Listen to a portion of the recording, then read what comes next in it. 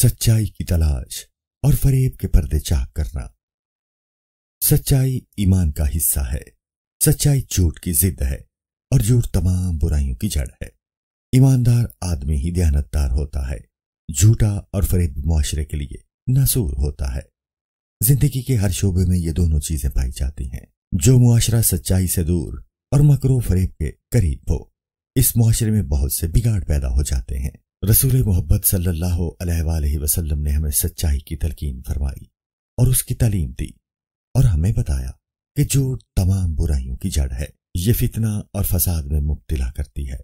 आप सल्लल्लाहु अलैहि वसल्लम अपनी हयात मुबारका के 63 साल कभी झूठ के करीब न गए। हमेशा सच का दामन थामे रखा। यही वो मोटिवेशन थी जिसने एक बेहतरीन मुआशरा तश्कील दिया और असहाब सच्चाई का ये अलम देकर आगे बढ़े और हकीकी मानों में अपनी जात को मोटिवेट किया। फी जमाना झूठ एक फैशन बन चुका है।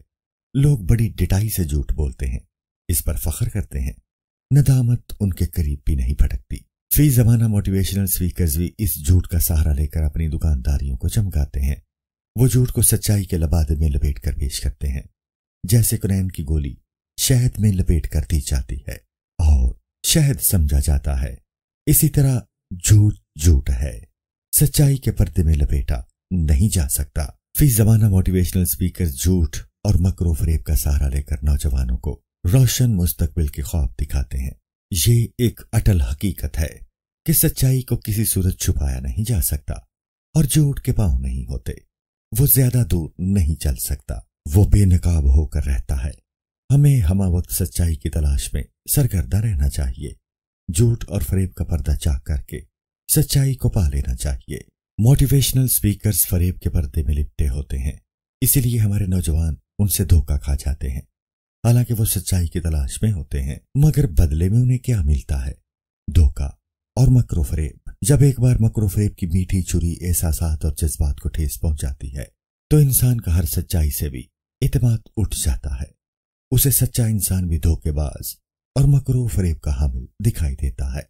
इसलिए सच्चाई की तलाश एक मुश्किल काम है, क्योंकि ये हमेशा मकरो फरेब के पर्दे में छुपाई जाती है और ये काम मोटिवेशनल स्पीकर्स बखूबी और बड़ी उम्दगी से कर रहे हैं। उनका मकसद दूसरों की रहनुमाई नहीं, बल्कि उनकी सादा लोही से फायदा उठाकर उनसे अपना मुफाद हासिल करना होता है।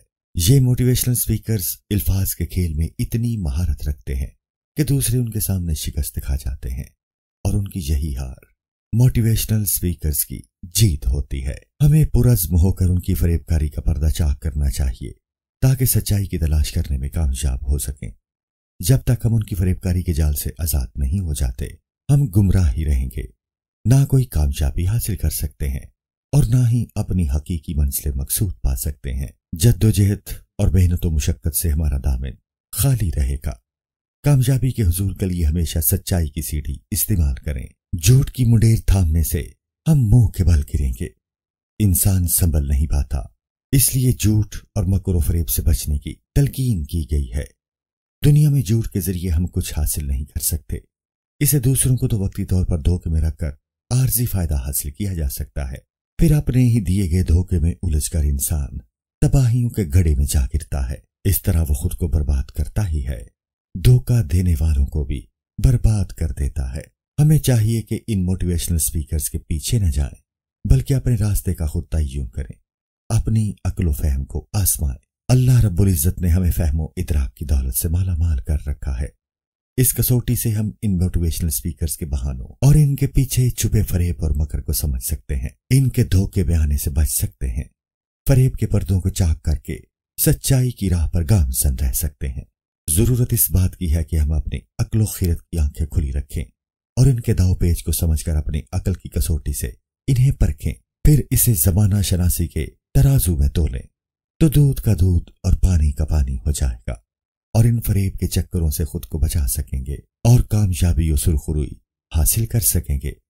इसलिए कि हकीकी कामयाबी सिर्फ सच्चाई में है और रसूल मोहब्बत सल्लल्लाहु अलैहि वसल्लम ने हमें इसकी तलकीन फरमाई है। रसूल मोहब्बत सल्लल्लाहु अलैहि वसल्लम के इसी उसूल पर चलकर हम खुद को हकीकी मानों में मोटिवेट कर सकते हैं और यही असल मोटिवेशन है।